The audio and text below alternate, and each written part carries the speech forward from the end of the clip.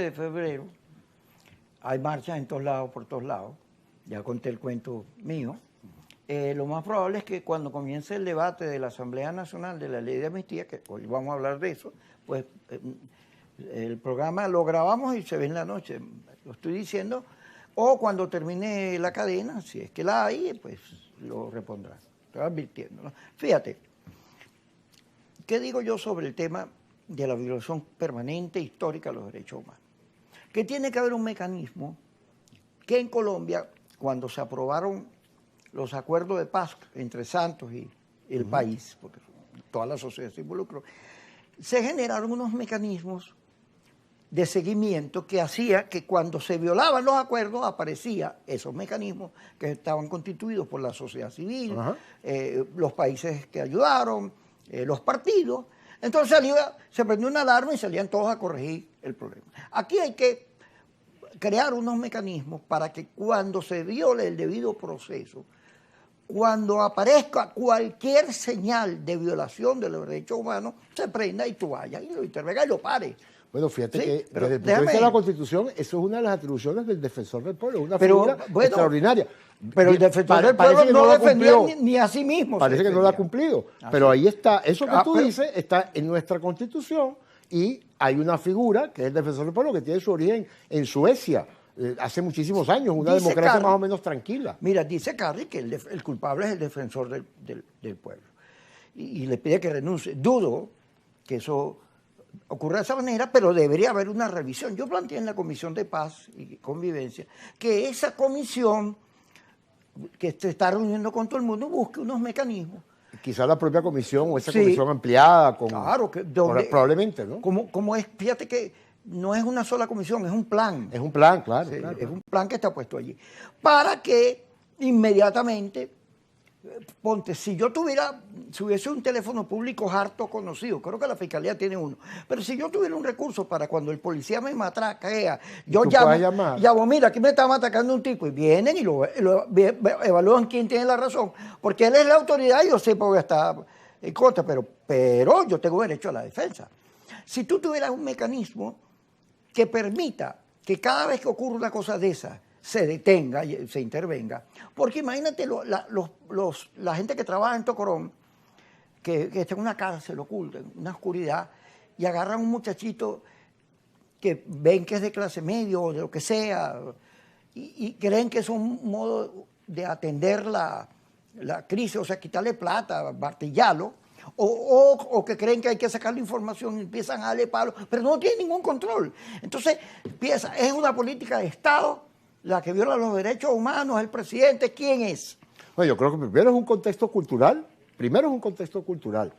La vida social, a ti no te va a gustar lo que te voy a decir porque dices que me quiero ir para atrás, pero Kiko, la vida social y política es por esencia conflictiva, porque es la lucha de intereses que a veces coinciden y en otras no. Y eso es una dinámica que forma parte del hecho de que nos constituyamos en una sociedad, en un Estado, en una nación. Entonces eso quiere decir que como eso es un elemento que nace con la construcción de un Estado, tiene que haber unos mecanismos, ahí estoy de acuerdo contigo, que regulen ese conflicto, que lo coloquen en un contexto. Por ejemplo, con el tema de los derechos humanos, en las cárceles, a veces uno ve, en todos los países encuentras cosas en las cárceles terribles. Pero en Venezuela ha habido siempre históricamente cosas en las cárceles terribles. En estos años yo estoy seguro que ha habido muchísima violación a los derechos humanos, incluso al más elemental. Porque está bien, el Estado tiene derecho a detenerte e investigarte, pero a lo que no tiene derecho es a no darte la posibilidad que tú te defiendas, que tú tengas un abogado, que tú conozcas de qué se te acusa. Eso es el primer elemento regulador. Y ese es el primer elemento regulador. Que cuando a ti el policía te agarró ahí y te quiso hoy matraquear, como se dice vulgarmente, como dice en lenguaje común, tú pudieras, por ejemplo, marcar un número o otro mecanismo de control, que los policías, y hoy la tecnología te lo permite, tengan una cámara y que la cámara esté prendida permanentemente y alguien puede estar verificando. Pero finalmente todo eso son mecanismos más eficientes, más tecnológicos, pero que apuntan en la misma dirección. ¿Cómo regular que el conflicto, que la confrontación de ideas, que la confrontación de intereses, que la búsqueda de alternativas distintas, porque todos podemos estar de acuerdo en el bien común, pero ¿sabes una cosa, Kiko? El bien común no se puede definir porque para el bien común, para unos sectores, hay unos valores que no son los tuyos o que no son los míos. Entonces, como eso no es posible construirlo de manera unánime, tenemos que tener mecanismos. Se supone que la democracia, la democracia en el mundo, sobre todo después de la Segunda Guerra Mundial para acá, contribuyó a estabilizar un poco y a construir esos mecanismos. No es casual que el estado de bienestar en Europa haya crecido precisamente así. Pero pareciera que eso ya se agotó, que no es suficiente. Hace un rato tú comentabas, somos 8.000 millones de seres humanos, en una sociedad cada vez más compleja. Antes se decía, una democracia, por ejemplo, una regla básica de la democracia era, para un buen ejercicio democrático hay que estar bien informado. Entonces, bueno, la desinformación atenta contra la calidad democrática. Hoy, yo lo voy a decir al revés, porque se supone que estamos mucho más informados. No, yo estoy convencido que estamos mucho más desinformados. Estamos abarrotados de cosas, pero mucho más desinformados. Y eso es un problema grave, porque tú no puedes debatir ideas si tú no tienes elementos de juicio y resulta que las redes sociales, que sirven para muchas cosas, se han convertido, hay algunos que incluso las han definido algunos investigadores, entre ellos una socióloga muy importante en los Estados Unidos, que las ha definido como el mecanismo de estupidización masivo. Yo digo, no, caramba, pero las redes también sí sirven para otra cosa.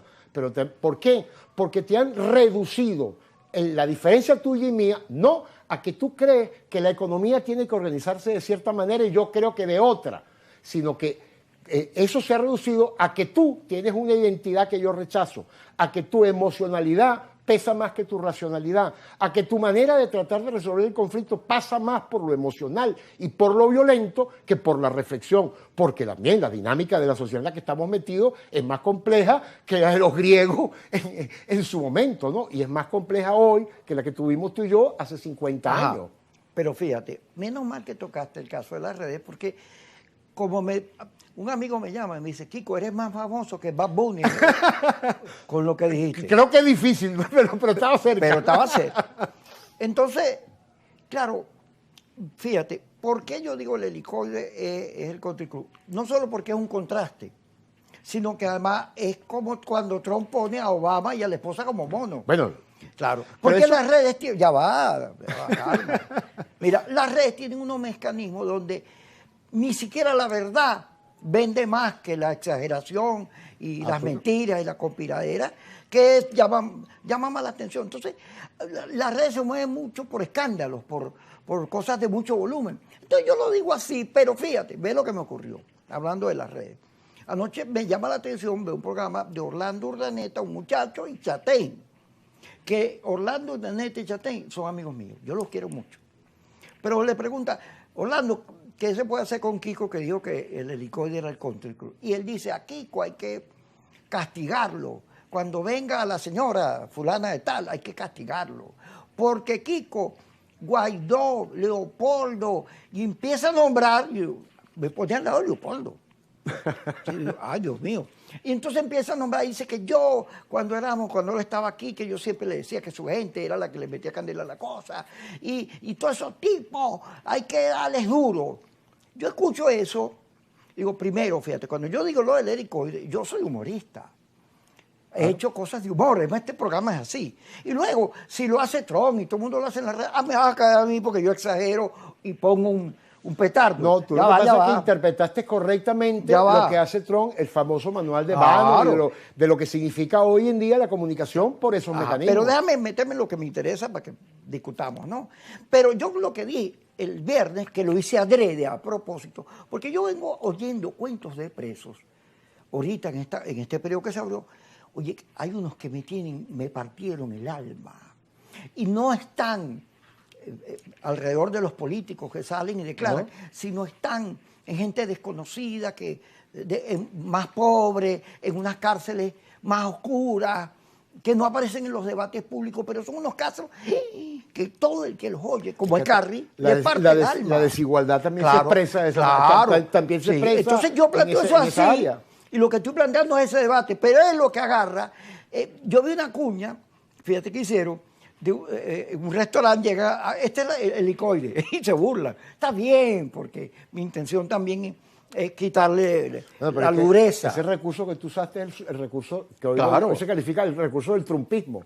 Eso es lo que hace. Es decir, Ajá. como no importa la discusión de ideas, como solo importa imponer cosas, Así como es. solo importa dominar, y en el caso de Trump es más terrible, porque además el problema no es los Estados Unidos, es con el mundo entero. Ajá. Como nada de eso importa, no hacen falta las ideas. Hay que Quédate discutir ahí. nuevamente Ajá. la emocionalidad de tus identidades y yo rechazarla. Vamos a ir al corte, pero yo cuando regrese te voy a plantear esa discusión.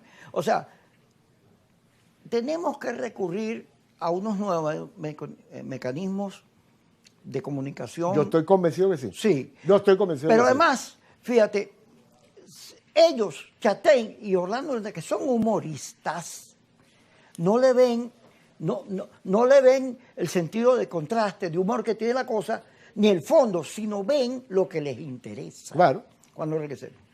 claro.